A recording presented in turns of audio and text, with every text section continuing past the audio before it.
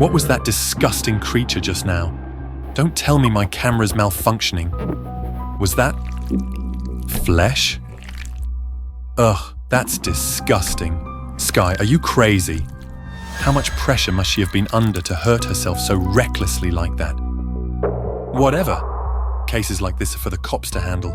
I'm just a journalist, so I'll grab a few shots for reference while I can. We need to collect your statement and the evidence at the scene. Please cooperate. Wait a sec, officer. This is my work gear. Good thing I was smart enough to back up all the photos to the cloud. I came to Sky's concert today to cover a story, but I didn't expect to end up witnessing a live suicide scene. Wait, why is the audience reacting so weirdly? Shin, you're really lucky, you know that? Your report today is definitely going to hit the hot search. Yeah, I'm organizing the materials for the post, but this photo looks kinda strange. The photo I was just looking at was different, wasn't it? Am I hallucinating or something? I don't see anything weird. You're probably just stressed out from seeing all that gruesome stuff. Once you've posted the article, take the rest of the day off. Got it, thanks boss. From the concert venue to the police station for a statement, then back to the office to publish the article. It's been almost 24 hours without sleep. What the? Why are you here looking for me? You want me to pull that mic out for you or something? Hey! Was that just a dream? Guess I'm just too exhausted today. I slept straight through until 10 a.m. Rushing to the fridge to grab something to eat, I found the stuff inside all messed up, like something had been rifling through it.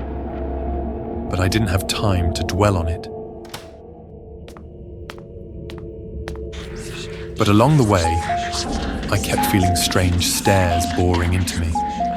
When I turned to look at them, they just stared back with these eerie, twisted smiles, trying to scare me. Please, I'm scarier than any ghost. Just then, the crossing signal sounded and I quickly stepped onto the street. Suddenly, a piercing siren blared, and I saw a car speeding towards me, ready to crush me.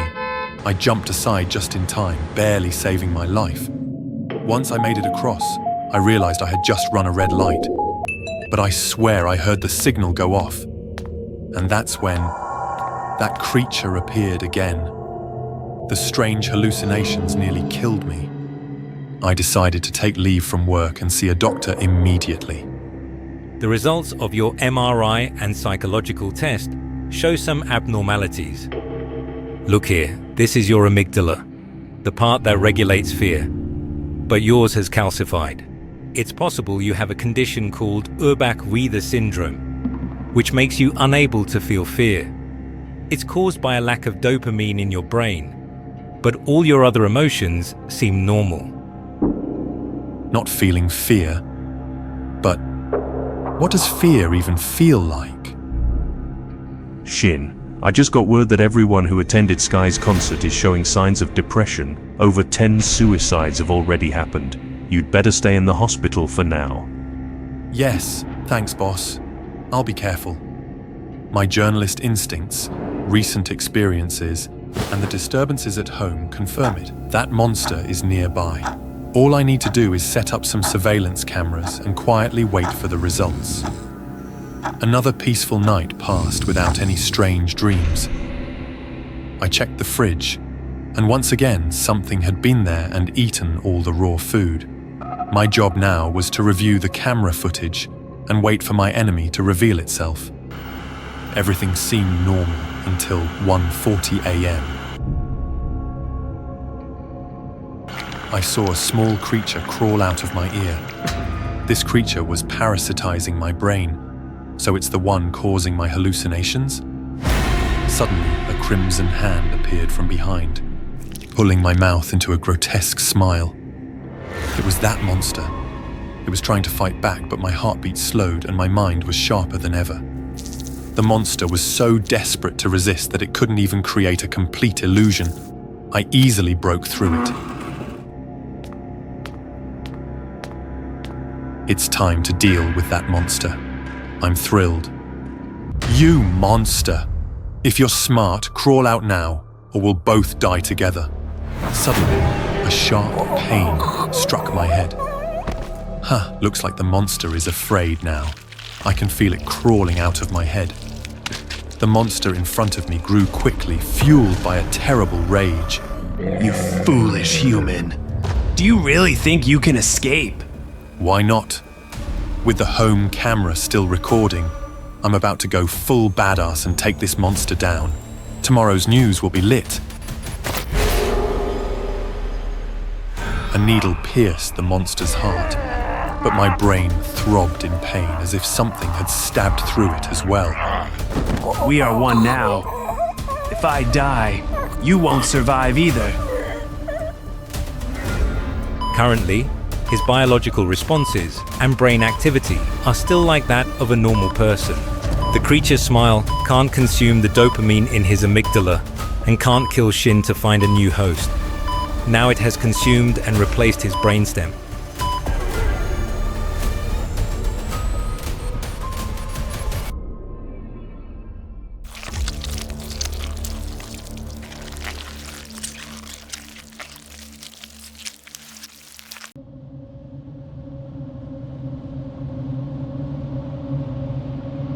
Reddit was always my favorite way to unwind at night. While most people relaxed with shows or music, I preferred diving into creepy subreddits, urban legends, ghost stories, strange rituals. I never actually believed any of it. But I loved the tension, the eerie atmosphere, the thrill of reading something that almost felt real, even when I knew it wasn't. Then one night, something caught my eye. Serious. Don't perform these rituals if you want to stay alive. It sounded dramatic, probably just another over-the-top creepypasta, but the title was too tempting. I clicked in, and to my surprise, the post wasn't written like the usual stuff people post for fun. It felt serious. It laid out 5 oddly specific steps for a summoning ritual. 1 that supposedly brought something to life. 1, find an old doll in your house. 2, cut open its stomach and replace the stuffing with uncooked rice. 3, name it with your real name. 4, hide it where no one can find it. 5, never let it find you. The comments were wild, some warning people not to try it, others claiming they'd gotten as far as step 2 or 3 before strange things started happening. One even posted a blurry photo of a doll with rice stuck to its face, saying they'd completed step 4. It was absurd, and that only made it more entertaining.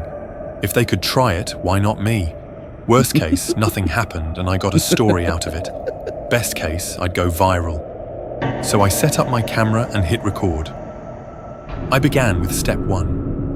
In the back of my storage closet, buried beneath old comic books and boxes of tangled cords, I found a doll. It was worn and discolored with age, its fabric face faded and frayed at the edges, and one of its button eyes hanging by a loose thread. I slit open its stomach and pulled out the matted cotton inside, replacing it with handfuls of uncooked rice. A little messy, a little weird, but nothing remotely scary.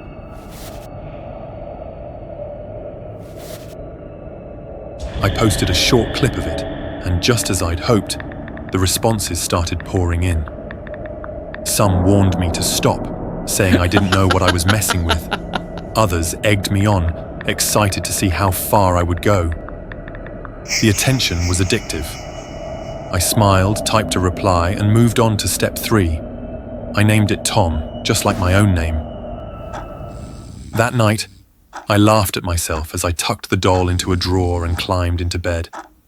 It was just a silly Reddit challenge, nothing more. But the next morning, something felt off. My room was a mess. Books were pushed off shelves. My sock drawer had been emptied. At first, I assumed I had sleepwalked. But then I saw the grains of rice, scattered under my bed and trailing into the hallway. I didn't cook rice. Not last night. I checked the footage from my camera, but entire segments were missing. Others were filled with static and faint scratching noises, as if something had brushed against the microphone again and again at exactly 3:06 a.m. Still, I told myself it was just coincidence. Curiosity, of course, got the better of me. I dug a shallow hole in the backyard, placed the doll inside, and covered it with dirt and leaves. Then I posted an update, mocking the ritual and everyone who claimed it was real. That evening, I was halfway through dinner when I heard a knock, gentle, steady, and patient. I opened the door and found nothing but the empty porch and quiet night. But when I turned back toward the living room, my stomach dropped. The doll was inside. It was sitting on the floor in a pile of spilled rice, as though it had been eating. Its hands were half buried in the grains, its head tilted downward. But as I stepped closer, it began to lift its face. And then, very slowly, it smiled. Not the kind of smile a doll should have. Its mouth stretched too wide, the fabric pulling tight, seams straining like something beneath was trying to break free. My breath caught, my chest tightened. I ran. The words from the post flashed in my mind like a siren. Never let it find you. I slid under the bed, the wooden floor cold against my back as I squeezed into the tight space. Dust clung to my shirt. I lay flat, chest rising in shallow, panicked breaths, willing myself to vanish. From beneath the bed, I could see its feet moving, slow, deliberate steps crossing the room. Then came the soft scrape of something dragging across the floorboards. I stayed frozen, counting seconds in my head, listening for any sound that might mean it was still there. But the silence held. Nothing moved. Maybe it was gone. Slowly, carefully, I slid out from under the bed, my palms bracing against the floor as I pulled myself free. I stood up, wiping the dust from my hands, heart still racing but starting to believe I was safe. The room was quiet, but then I felt it, that creeping sensation crawling up my spine, the instinct that something was behind me. I turned, and there it was, standing on the mattress, just behind me. Its head tilted, arms limp, that crooked smile stretching across its stitched face. Before I could scream, it whispered in my voice, "I found you." That's when my scream tore free. I ran again, slamming into doors that should have opened, pulling at locked handles that had never been locked before. The doll didn't chase me like a monster in a movie. It followed slowly, methodically, dragging each foot with intent, as if it knew I had nowhere left to run. I hid inside the closet, curling into myself and pressing both hands over my mouth to quiet my breathing. I heard it move past the door, then silence returned. I thought I was safe, until something soft landed on my head. A single grain of rice, and then another. I looked up. The doll was crouched above me, head peeking through the small opening, its grin now even wider, impossibly distorted. Before I could move, it reached down and grabbed my collar, dragging me out effortlessly. It pinned me down and, with unnatural strength, shoved rice into my mouth, fistful after fistful until I couldn't breathe, scream, or swallow. It leaned close, its mouth pressed against my ear, and it whispered something in a language I didn't recognize. Something that felt old and wrong and final. Darkness took me, and in that final moment I understood. Some things aren't.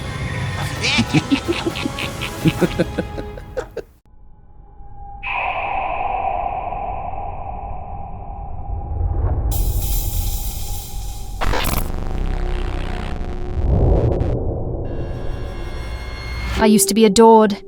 They called me a natural beauty, effortless, untouched, the golden standard. Cameras followed me. Brands begged for my face. I was the fantasy, myth made flesh. I didn't need to try. I just was. Then came the DM. Didn't know you were on OnlyFans. You're wild in those vids. At first, I laughed. A scam? A troll? I clicked the link. My breath caught. It was me. Or, it looked exactly like me. Naked, moaning, twisting, pleading. My skin, my voice, my movements. Even the faint scar on my left hip from a jet ski accident when I was 19. I, was doing things I'd never done. Things I'd never let anyone do to me. I felt sick, violated. I reported the account, threatened legal action. It was removed within hours. But the next morning, it was back. Different username, same content. Only now the videos were even more perfect. Soft lighting, cinematic focus, background music synced to every breath, every thrust, every gasp. The way the light caressed her skin, it was like watching worship. I hated it, but I watched it, all of it. And later that night, when I stood in front of my mirror, my hands trembled. I looked tired, puffy, uneven, my pores too wide, my smile too tight. Not like her, not like the woman on the screen. It started with a little Botox, then lip fillers, new gym routine, new diet. But it wasn't enough. I went further. Cheek sculpting, chin reshaping, skin bleaching, rib contouring. Each surgery a step closer to the fantasy. I told myself it was to stay competitive. But deep down, I knew what I was doing. I was rebuilding myself to become her. My agent noticed. She said my smile didn't move right, that something in my eyes had gone. Still. Friends stopped texting. The silence got loud. I deleted them all. I launched my own OnlyFans. I studied every movement from the fake videos. Every glance, every moan. I bought the same sheer crimson robe. I even lit my bedroom to match the artificial glow of her scenes. But the views were abysmal. Her account, the fake, was pulling in hundreds of thousands. Mine, a few hundred, maybe. The comments burned more than any scalpel. Is this even the same person? This is why AI cannot compare to human. This one moves like wood. $3. Not worth. $3. I used to make $3 million per film. That's when something snapped. I watched her videos obsessively, mimicked every movement, tilted my chin until it ached, smiled until my jaw cramped. I stopped sleeping. I stopped eating. My thoughts began to stutter, like corrupted data. Sometimes I'd walk into a room and forget where I was. Other times I heard her voice, soft, inside my ears, inside my head. During a live stream one night it happened. My camera's phone feed froze, but the video kept going. She was there, smiling, tilting her head, winking. "You want to become like me?" she whispered. I screamed and threw the computer. Shards of glass bit into my feet, but she was still there, staring back from the black screen, blinking out of sync with me. She wasn't pretending anymore. Things got worse. Her face showed up everywhere. Paused commercials, glitching elevator screens, blinking on my smart fridge.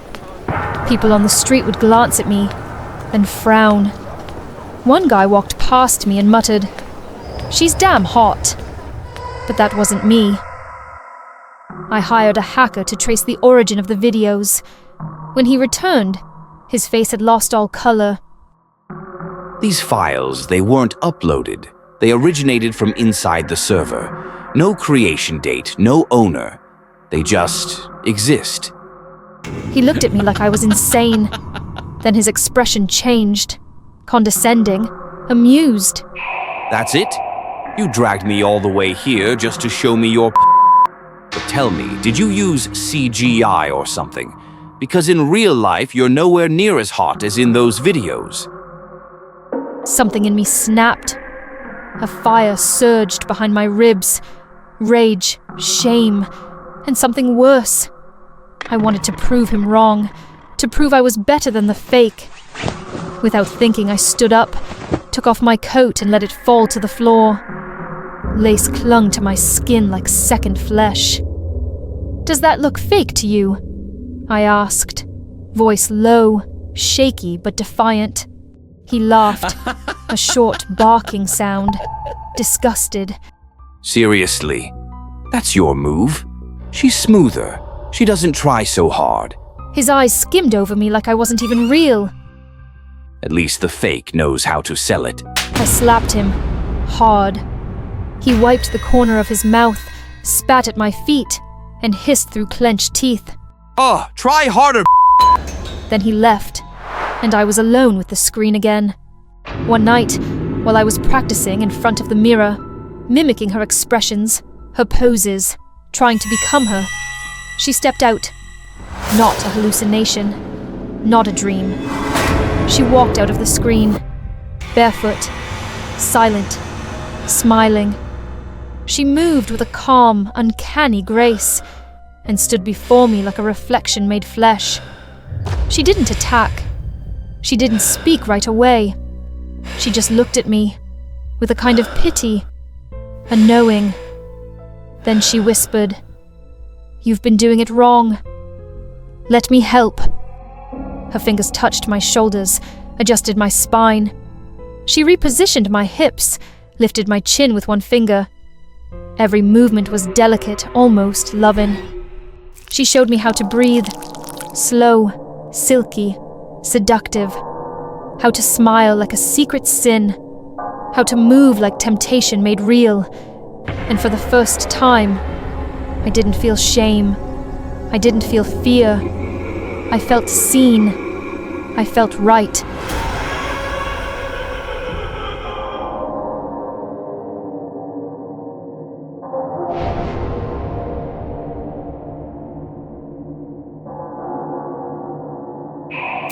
Guess which one of us was real?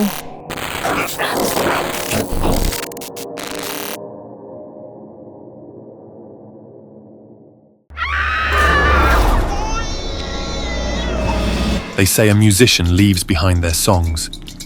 I wanted more.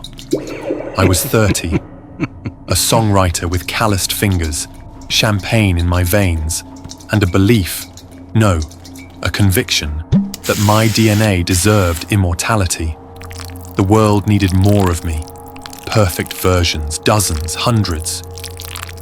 Hospitals limited donations, 10 maximum, but loopholes were everywhere. I found brokers, desperate clinics, underground networks, couples who'd pay for strong bloodlines. I sold vials from my apartment, hotel sinks, public bathrooms, each labeled by hand, premium donor. It thrilled me. Sometimes I'd mix my sperm with another man's, just to see whose DNA would win. I called it genetic roulette, natural selection, fast-forwarded. I made videos, always well lit, shirt unbuttoned, just enough to show off the tattoo on my collarbone. I'd say to the camera, "Your legacy is the only thing that lasts. My children will rise. My bloodline will build empires. My YouTube channel, Johnny, father of many." And soon, they came.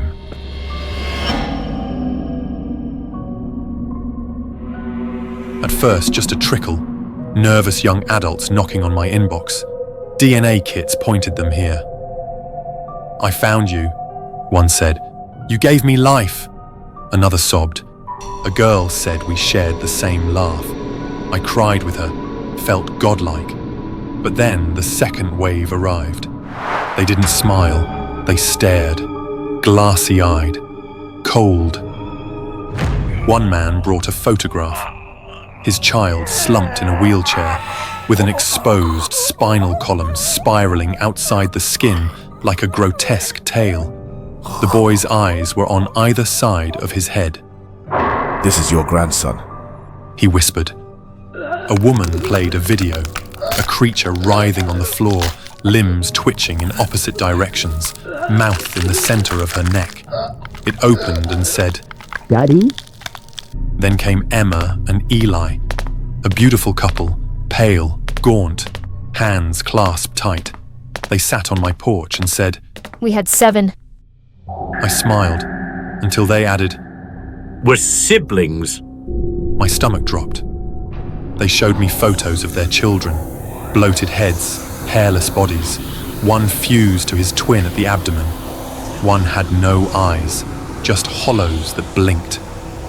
You've flooded the gene pool. Eli hissed. Your blood is in everyone. We didn't know. No one knew. I tried to laugh it off, said I didn't force anyone, that I was helping people, that I was building legacy, but they didn't leave, and they weren't alone. More came. They camped outside my apartment, left dead animals on my doorstep. One night, I found my own YouTube videos playing on every device in my home. Autoplay, my voice on loop. You are your blood. Then I blacked out. I woke strapped to a cold metal slab in a room that smelled of piss, bleach, and rotting meat. Above me, lights buzzed and flickered like they were dying. Around me, figures, dozens. Some crawled, some walked with twisted joints. Others hovered in the corners, swaying like meat puppets on invisible strings. Their skin, blistered, translucent, veined in black and purple. Some had hair like mine, eyes like mine, but their faces, misshapen, asymmetrical, split. One girl had a jaw that opened vertically. Another had no lips, just exposed gums that bled as she smiled. And in front, the creature bearing both Emma and Eli's faces, but only one body. Clad in a surgical apron, its eyes had become sunken pits of sickly yellow. They're my brothers and sisters.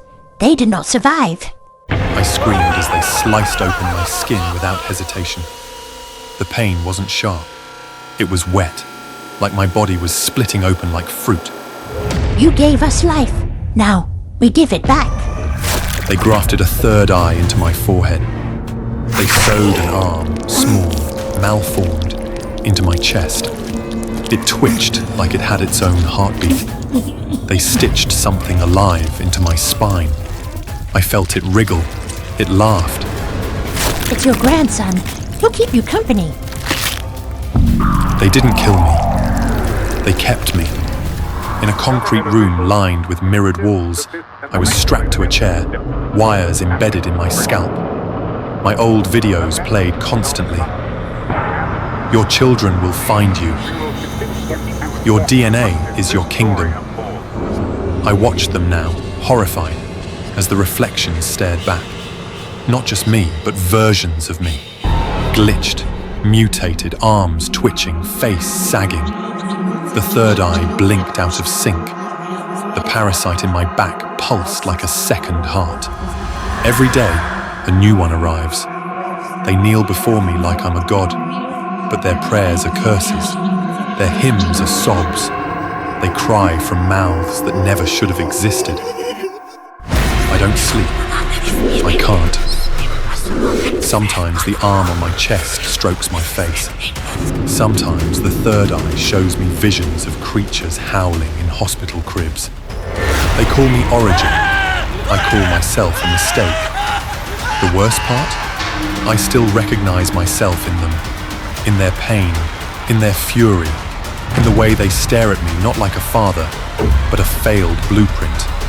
My voice once said, "Children are the mirror of their parents." Now I understand. Mirrors break, and when they shatter, the shards return. Not to reflect, but to cut.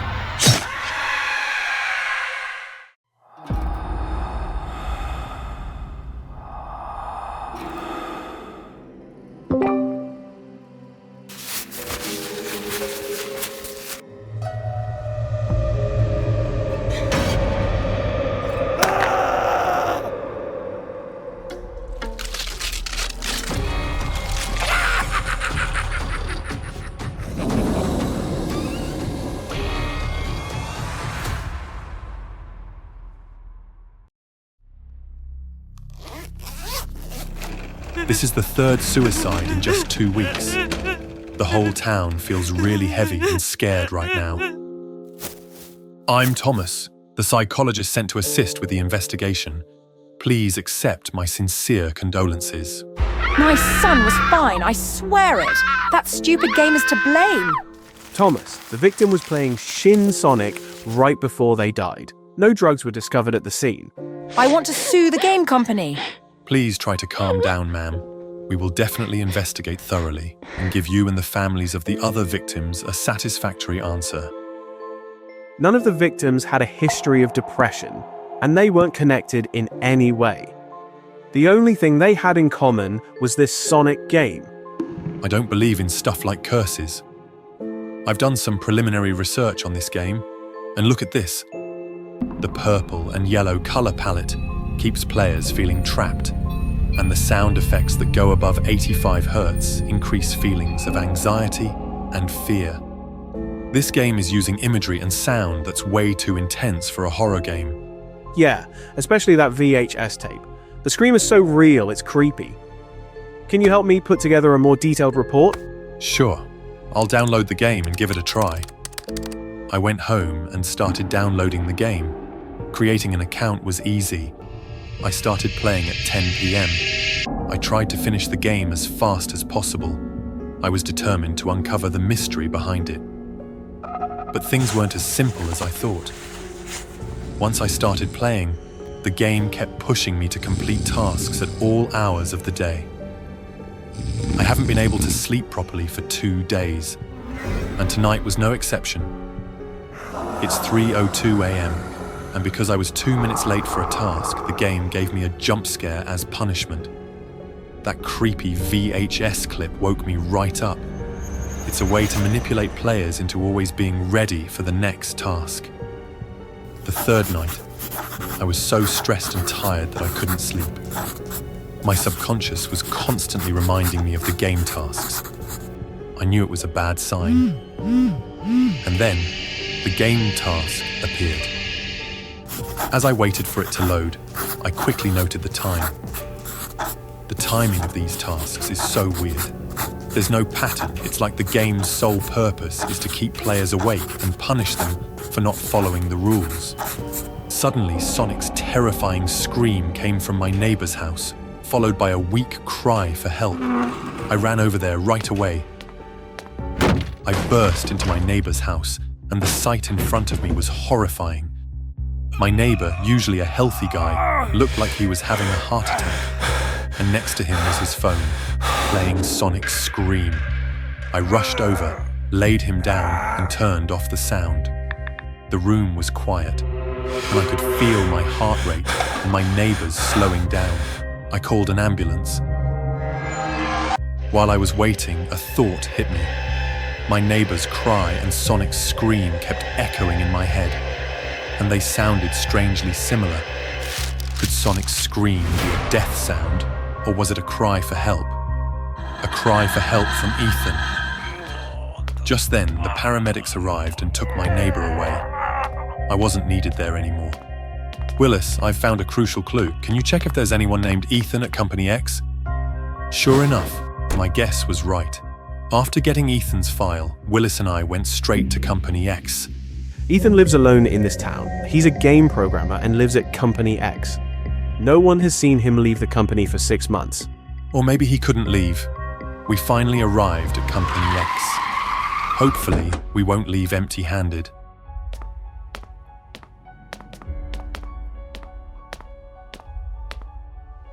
I wonder what brings you here so suddenly, officer. Nothing much. Just a report of a missing employee named Ethan. I thought I'd check it out. The moment he heard the name Ethan, I saw a look of panic on the CEO's face. Suddenly, Willis's dog started barking loudly.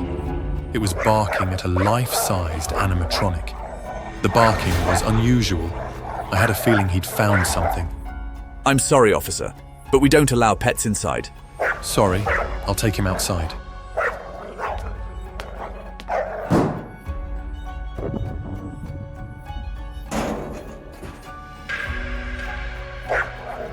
You don't seem surprised to find a body in that robot, Mr. CEO.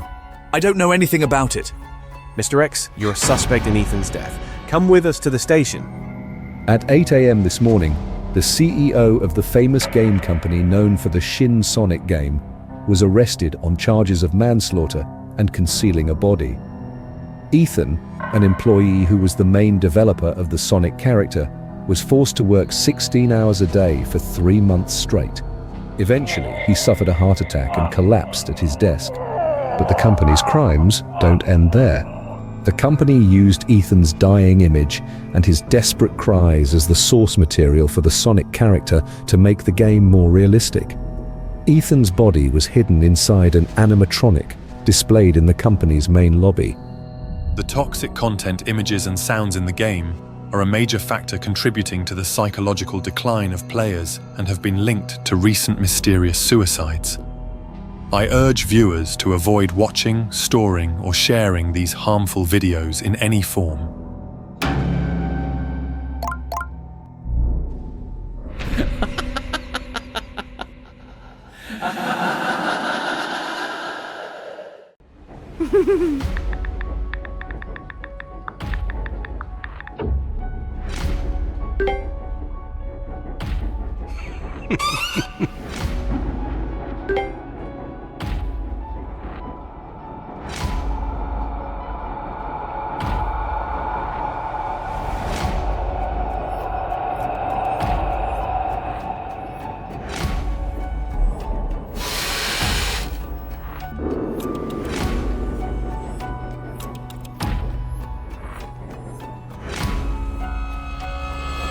I'm Dakin, a hacker quietly working in the shadows of the deep web.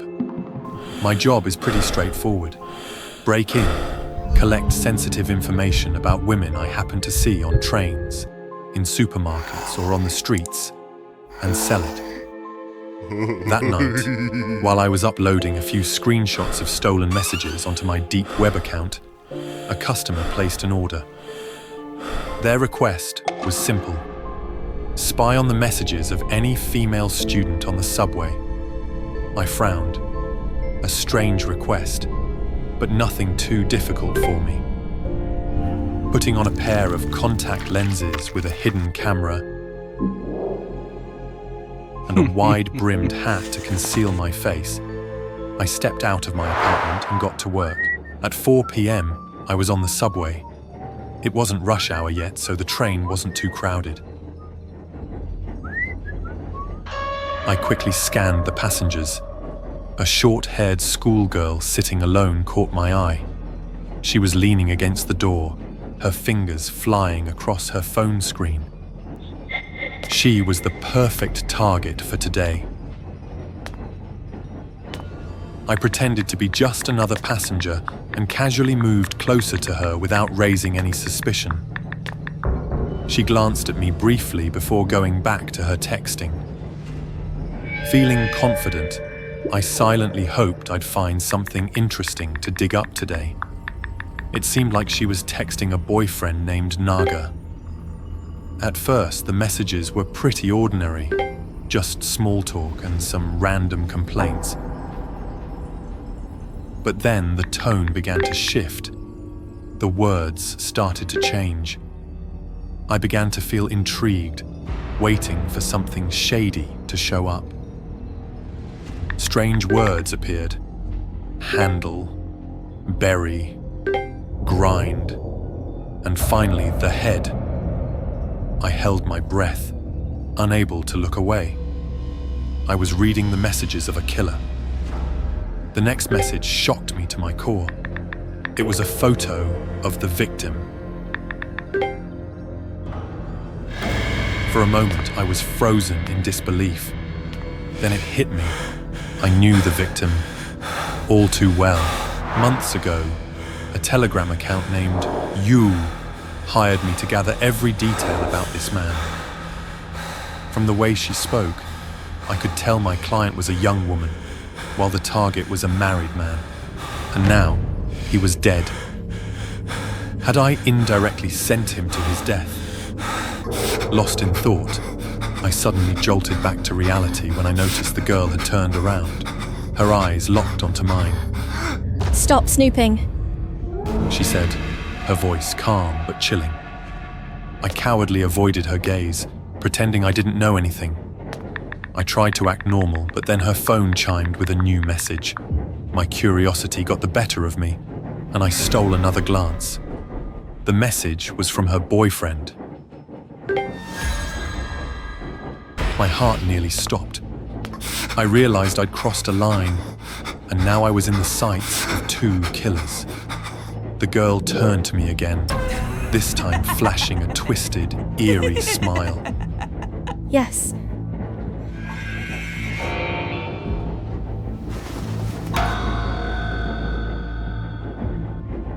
The blood in my veins turned to ice. I stumbled back, hitting the train door. Without wasting another second, I bolted, running toward the last car of the train. I thought I could escape. After getting back to my apartment, I locked the door. 3 layers of locks. I leaned against it, gasping for air, trying to calm myself. Suddenly, my phone buzzed. It was that You account again. They sent me a video. My hands froze as I stared at the screen, fear rising in my chest. But I couldn't fight my curiosity and tapped to open it. The video! It was me, running back to my apartment. They had been watching me. My hidden camera lenses, they hacked them. My heart raced. Then I heard it, the sound of my electronic lock. Someone was entering my passcode. Before I could react, the door was kicked hard.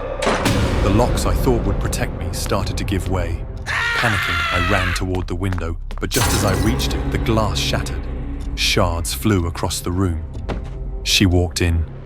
Yuko, a knife strapped to her thigh, her cold, predatory eyes locking onto mine. I screamed, my voice cracking. "You're you! I gave you the information you wanted. We had a fair deal. Why are you after me?" "Because you know too much." Before I could react, Naga appeared behind me, grabbing my arms and pinning me in place. I struggled, yelling for help, but it was useless. Yuko stepped closer, her voice cold and even. I've discovered that handling someone is quite fun. And your deep web account, your client list, that's exactly what I need to hunt down my next victims.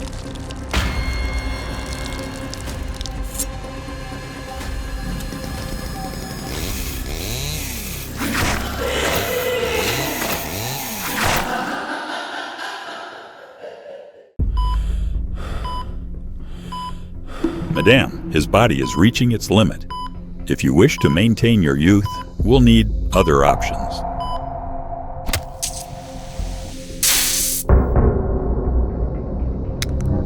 Useless.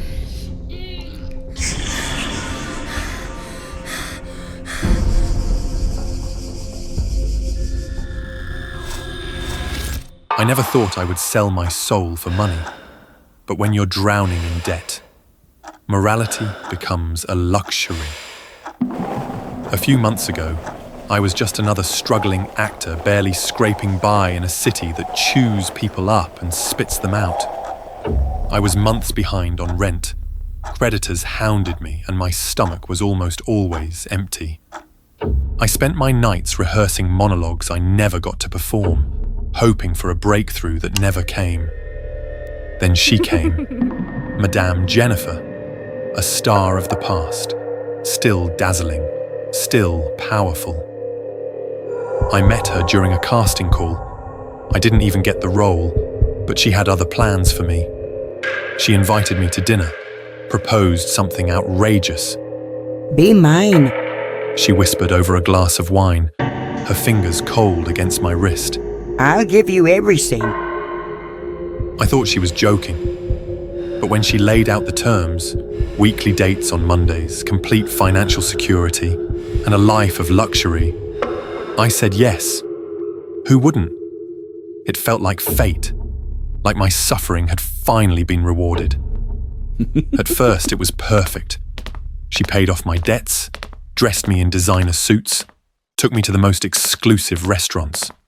I lived in a penthouse with a view of the entire city.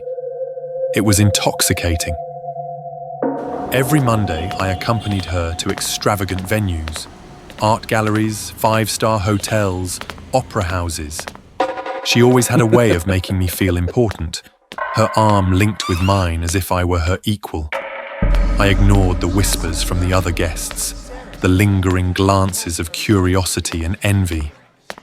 But then, the medical exams started. It's just routine, she said, brushing my worries aside. Her private doctor, an eerie man with hollow eyes, asked the strangest questions about my diet, my health, my family history. He always took my blood, always smiling when he finished. I thought it was odd, but the money drowned out my concerns. You're perfect, he told me once. Jennifer's lips curled into a satisfied smile. That week, she saw me 3 times instead of 1. I should have left then, but greed is a cruel thing. Then I noticed something terrifying. Jennifer was aging, not gradually but rapidly. The woman who had seemed in her 40s now looked like she was pushing 70. Her skin sagged, her voice grew weak, and her eyes, once sharp, became cloudy. It was as if she had aged decades overnight. I asked about it. She dismissed me. Just stress, darling. Then she stopped seeing me altogether. My calls went unanswered, my texts ignored. A week passed, then 2. I worried. Not for her, but for myself. If she abandoned me, my luxurious life would crumble. Then, one night, she sent a lavish dinner to my penthouse with a note. I'll be away for a bit. Enjoy. I indulged, too drunk on wine and pleasure to care. I slept deeply that night, but something was wrong. In the middle of the night, I awoke to a dull pain in my arm. My body felt sluggish, my limbs heavy. It felt like I was submerged in thick water, unable to move properly. Then I saw her. A decrepit old woman hovered over me, holding a syringe of blood. My scream caught in my throat as the shadows shifted. The more blood she took, the younger she became.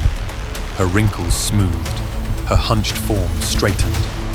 And then, I recognized her. Jennifer. I yanked the needle from my arm and bolted. My heart pounded as I stumbled toward the door. My vision swam, my body felt weak, but adrenaline pushed me forward. I could hear her breathing heavily behind me, the sound transforming from the ragged wheeze of an old woman to something stronger, something predatory. You shouldn't have done that! She hissed, her voice regaining its seductive lilt. Before I could reach the exit, something struck the back of my head. Darkness swallowed me whole. I woke up restrained in a sterile, dimly lit laboratory. The air was cold, filled with the hum of machines. Tubes were attached to me, siphoning my blood. My arms felt numb, my body cold. I turned my head, dizziness washing over me as I took in the horror around me. There were other tanks, other bodies, unconscious, hooked to machines just like me. Men, young and beautiful, lifelessly drained. How many had there been before me? How many more would there be after? Across the room, Jennifer stood before a mirror, radiant and youthful once more, admiring herself. Her skin glowed with vitality, her posture poised, her lips full of color. It was as if she had been reborn. I struggled against the restraints, a choked sob escaping my lips. The fourth lines in my arms pulsed with a sickening rhythm, my life force flowing into her veins. My head swam, the edges of my vision blurring. She approached, her fingers brushing against my face. Cold. Too cold. I was afraid for a moment. Afraid you wouldn't be the right fit. But you were perfect. Her doctor appeared from the shadows, checking the monitors, nodding approvingly. He still has enough to last another round. My chest tightened. I wasn't dying. At least, not yet. They weren't done with me. Jennifer leaned in, her lips nearly touching my ear. Don't worry. When I'm done, I'll find someone new. As my vision darkened, I tried to scream, but my voice was already gone. The machine continued its work.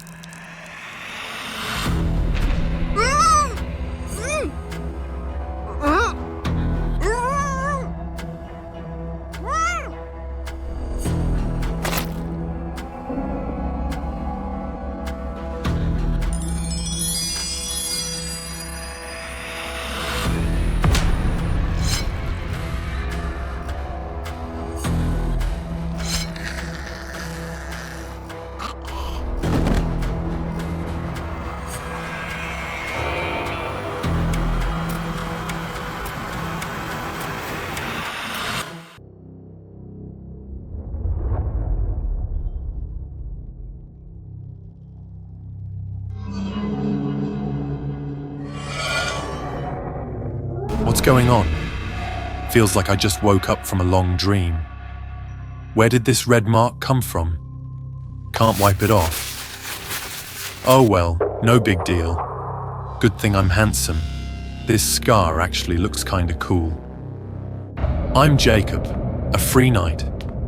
Today, I'm going to run away with my princess. Her name is Rapunzel. Monster, go to hell! Yeah, kill her and take her eyes back to atone to the prince. What are you doing?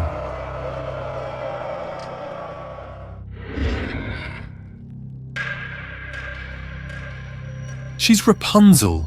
She's just a poor girl who was trapped in this castle by a witch. Open your eyes.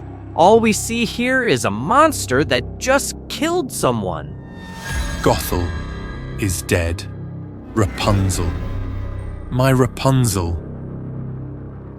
I anxiously looked up for Rapunzel. She was still sitting by the windowsill, but her golden hair had turned pitch black and her mouth was sealed shut. This must be Gothel's enemies. They came to harm both her and Rapunzel. These soldiers are no better. I'll make all of you pay.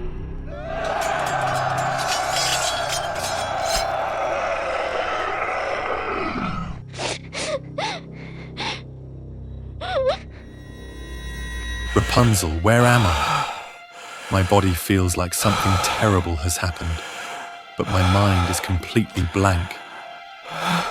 Why am I here, with strange marks all over my body? Marks in places that could have been fatal.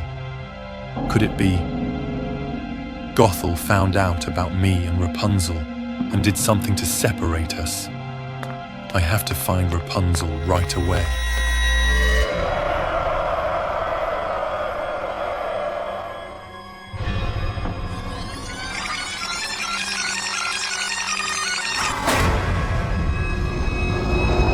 What really happened to Rapunzel? The unease within me kept growing stronger. I had to deal with these soldiers quickly and rescue Rapunzel as soon as possible, even if it meant resorting to methods far from heroic. But just as I was about to reach her soft, flowing hair, a sudden chill ran across my neck. My body went numb, completely out of my control.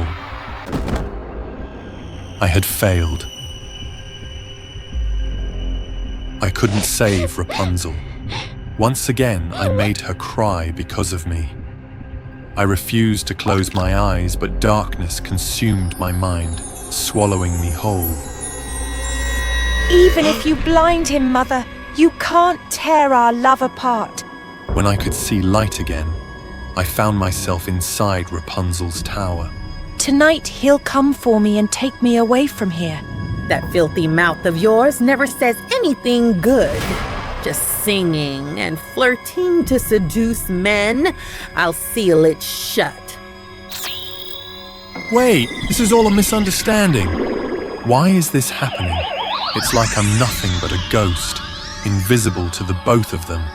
I could do nothing but watch helplessly as Rapunzel fell victim to the curse. Let's see how your prince will find you now.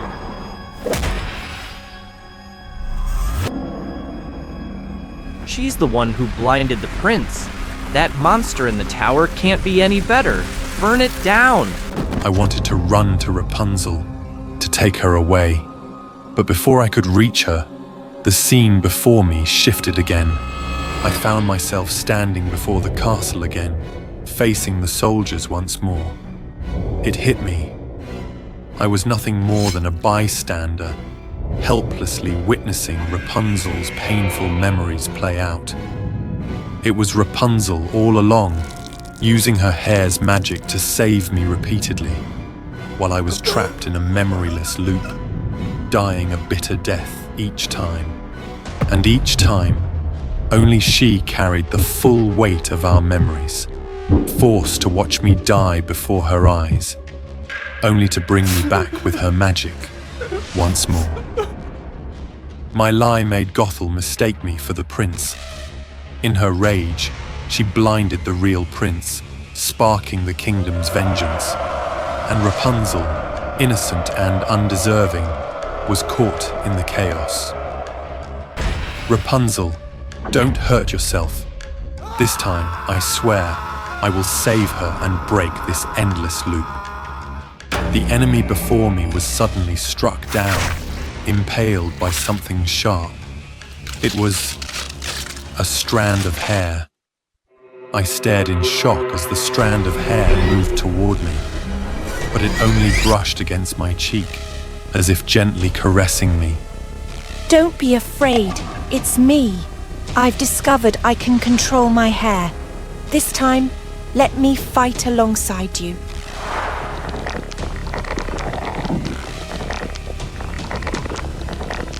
Before my eyes unfolded a gruesome massacre, or rather it wasn't even a fight. Only one side was slaughtered, helpless and unable to resist. With the enemies cleared from my path, I strode confidently toward the tower. Rapunzel was waiting for me, and I gently pulled her into my arms. Rapunzel, I'm sorry for deceiving you. I'm not a prince. I'm just a cowardly knight named Jacob. The one I love has always been you, Jacob. I'm just glad you're safe. This land was no longer safe for us. I would take Rapunzel far away. Somewhere in the countryside, we would build a home together and live happily ever after. 283명 탈락.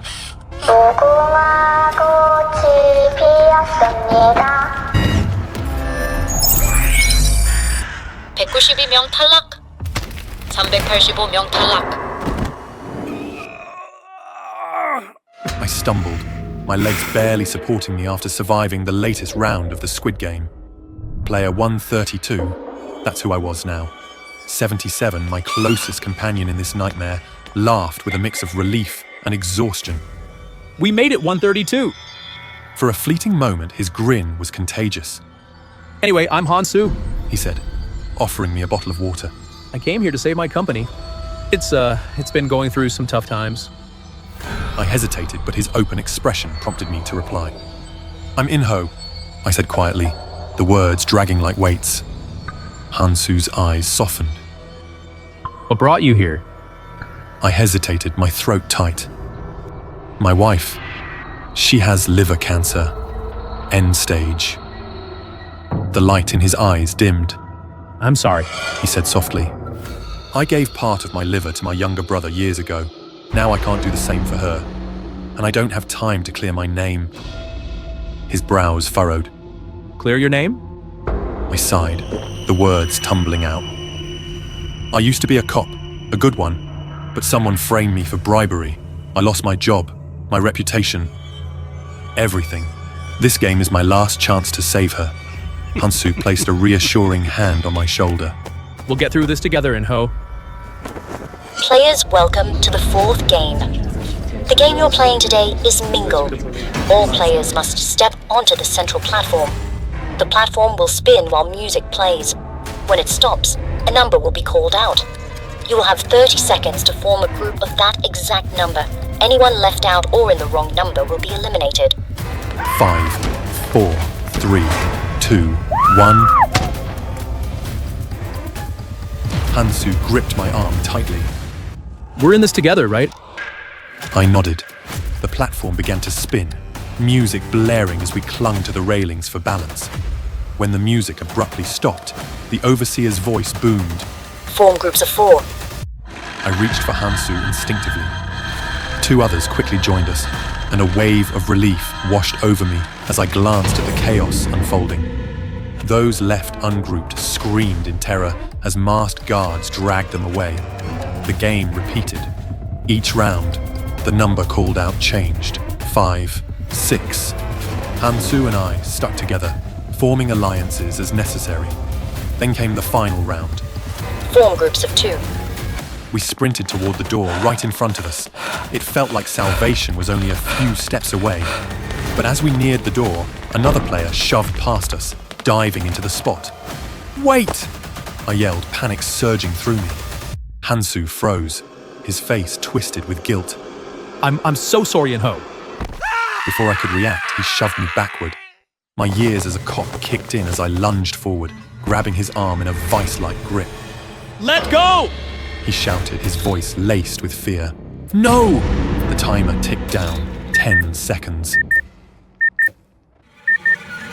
With a final burst of strength, I shoved him away and bolted toward the door. 5, 4, 3, 2, 1.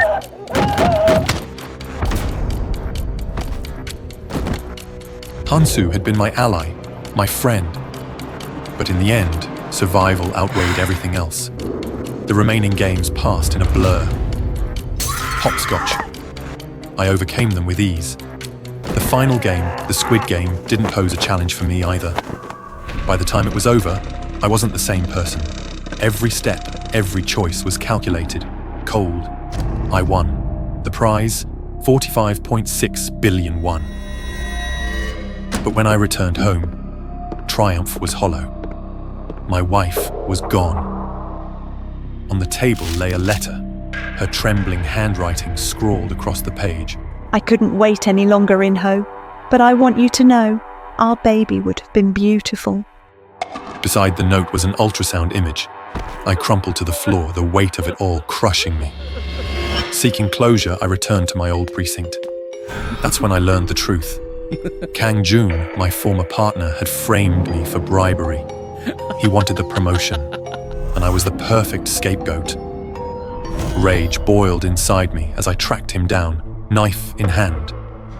I was ready to end his life, but a voice stopped me. Why waste such anger? I turned to see a man in a black suit, his face obscured by a sleek, three-dimensional mask. I can offer you something better. Destroy him the way he destroyed you, ruin his career, and then... He handed me a familiar card. Invite him to the game. Let fate decide if he survives, or let him depend on you. He removed his mask and handed it to me. With nothing left to lose, I accepted his offer. Now I am the front man. From the control room, I watch as players fight, betray, and bleed. Each scream, each desperate plea, it exhilarates me.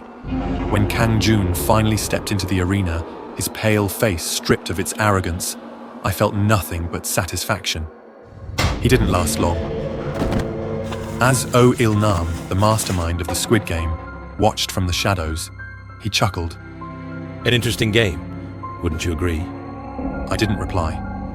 I adjusted my mask and turned back to the screens. The next season was about to begin.